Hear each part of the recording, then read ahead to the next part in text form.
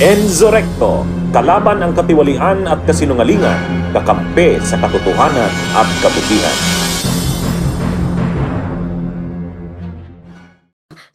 May information na po ba kasi may speculation po online na baka nga po babalik po at dadalaw uli si Vice President. May information na po ba kayo tungkol dyan?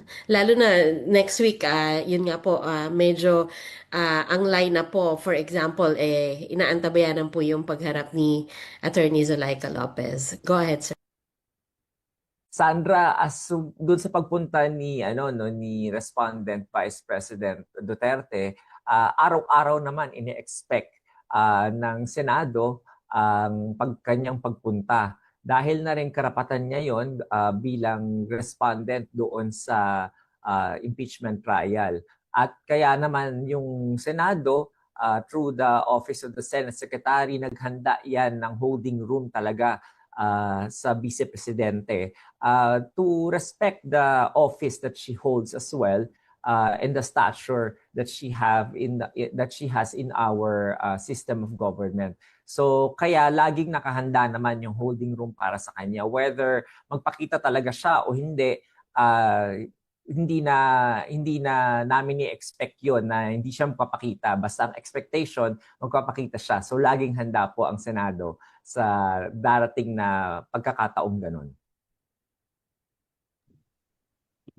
Attorney, can you tell us more about the planned oral arguments? Ano po exactly yung i-establish doon, and when do we expect the resolution on that, sir?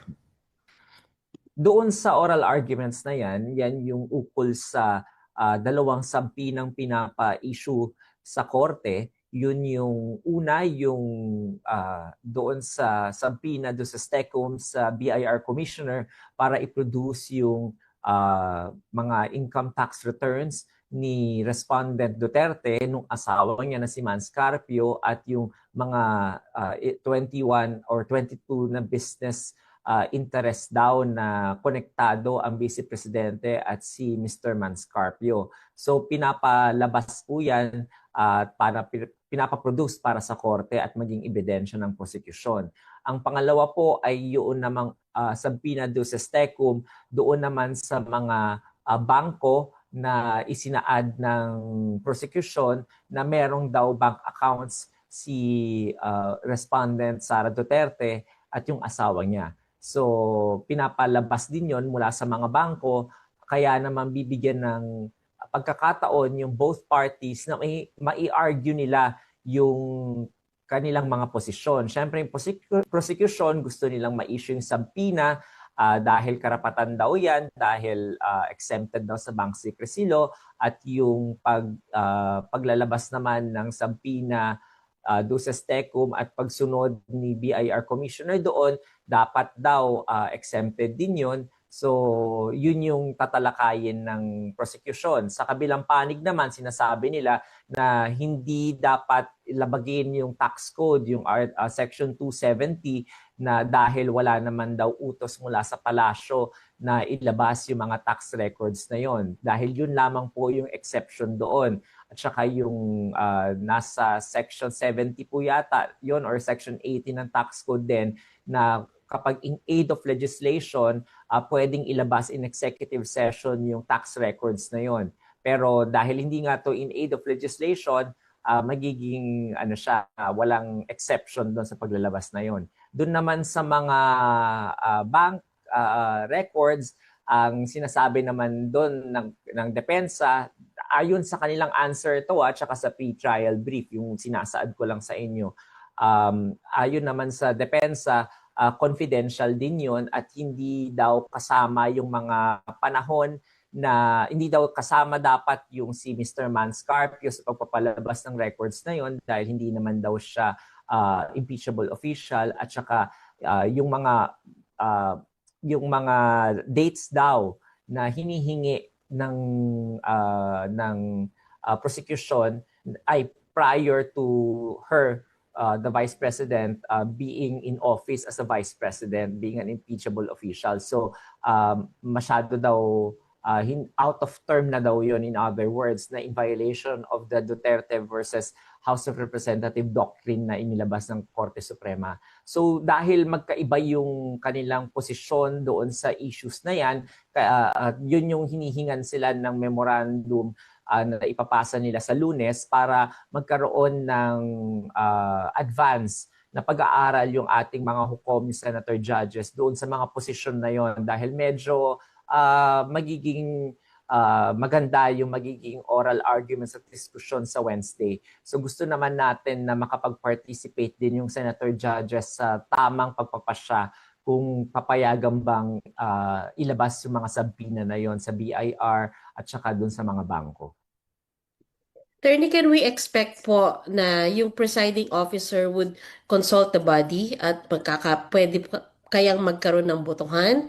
Halimbawa, and when do you expect that to happen, sir? Ordinarily, Sandra, ang pagpapalabas ng subpoena, ordinarily under the rules of court, under Rule 21 ng Rules of Court, ito ay isang ex parte, no, or ex parte motion na hindi kailangan ng participation ng kabilang panig. Dahil ex parte to, tinatawag natin tong non-litigious motion. So usually i-issue lang yan. Kaya nga nung Lunes, last Monday, the impeachment court was actually ready to issue the subpoena already to the BIR commissioner and to the banks and to the Anti-Money Laundering Council. However, since it was manifested by Counsel for Prosecutor, House Panel of Prosecutor Jokno, na they actually amended their request for subpoena, kaya naman nagkaroon ng gantong delay sa pag-issue ng subpoena na yon, at hiningi naman ng depensa na makapag-comment sila. So kaya dahil sa agreement na yon ng both parties, kaya tayo magkakaroon ng gantong schedule ng memoranda at saka oral arguments. So technically, the presiding officer can already issue it just like what he would have done last Monday had it not been for the manifestation of House Prosecutor Jokno. Pero dahil nandito na tayo sa punto na to at gusto ng depensa na mapakinggan sila, so I think the presiding officer can do two things. One is to just resolve it and then issue the subpoena after the oral arguments, or not issue the subpoena without asking the body anymore. The body can actually question or appeal that decision of the presiding officer, at kapag inapela yon, magbobotohan lang sila ng yeas and nays kung papayag silang i-overturn yon. Kapag matalo yung appeal na yon, then the decision of the presiding officer will stay. I don't think that the presiding officer is predisposed in throwing the question to the body. Medyo kasi sinabi ko nga, ang nature talaga ng subpoena is a non-litigious and ex parte lang. So parang baka masayang yung oras kapag ibato pa ng presiding officer sa senator judges yung question na yon at sila ang bumoto by majority. So depende yan, no? Pero I am just saying the possibility yung mga mangyayari, and knowing the presiding officer is very erudite naman at saka maalam naman sa mga batas natin. I think he's more disposed of he's more in yung predisposition niya is to just issue the subpoena or not issue the subpoena even without the of the senator judges. Thank you, Attorney. Attorney, next po si Ate Nympha kung nandyan po siya. Ate Nymphs. Hi, Nympha. Hi, Attorney. Opo, Attorney, yun lang, merong Facebook post kasi si Senator Robin Padilla, diniscuss niya yung tungkol sa mga video, yung kung alin ang original, alin ang raw. Hindi ba yun sakop ng sub judice rule? Pag binasa niyo po yung Rule 18 ng ating Senate Impeachment Rules, hindi po pinapayagan yung senator judges at saka po yung ating mga House prosecutors at yung mga defense counsels at pati na rin po yung mga private counsels o counsel for prosecutors na magsalita ukol po sa merito ng kaso. So, yun po yung malinaw lang sa Senate impeachment rules. Hindi ko po sinasabing may paglabag si Senator Judge Robin. Hindi po ako senador para mag-make ng determination kung ganon. So, I think kung meron pong sentimentong ganon, it will be coming from one of the senator judges.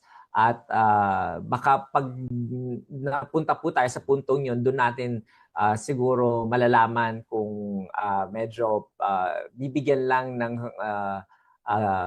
paalala ng presiding officer yung ating mga senator judges. I don't think i-contempt of court naman ng ating presiding officer yung mga ganon. Basta ang klaro po ay pati senator judges sakop ng sub judice rule. Tama ka dyan, Nympha. And then, yung pong mga senator...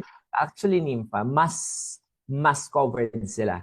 Kasi nga, alam naman nung gumawa ng Senate impeachment rules na this is going to be a political process at dahil political process siya, yung mga politicians ng mga senador din ay maghahayag ng kanilang mga kuro-kuro ayon sa merito ng kaso. However, kapag ginawa kasi nila yon, ang magiging impresyon sa nangyayari na proceeding sa korte ay hindi na magiging patas. Parang kanya-kanya na lang pala sila. Meron na pala silang predisposed na mga biases at saka prejudice. So parang magiging parang baliwala na pala itong buong ginagawa na trial na to kung makitaan sila ng any impropriety or any semblance of bias or prejudice. Kaya pinag-iingatan po ng rules yun na magkaroon ng ganong impresyon po ang mga senator judges para yung ating publiko ay hindi mawalan po ng respeto at hindi mawalan ng kumpiyansa po sa magiging desisyon ng impeachment court at makita ito na isang fair at unbiased at impartial na isang tribunal po. Bunyog, bunyog, halikan na kasama ka. Bunyog, kapag buklod ay may pag-asa. Luzon, Visayas, Mindanao, isa ang pananaw. Sa bagong Pilipinas ang bunyog isisigaw. Bunyog,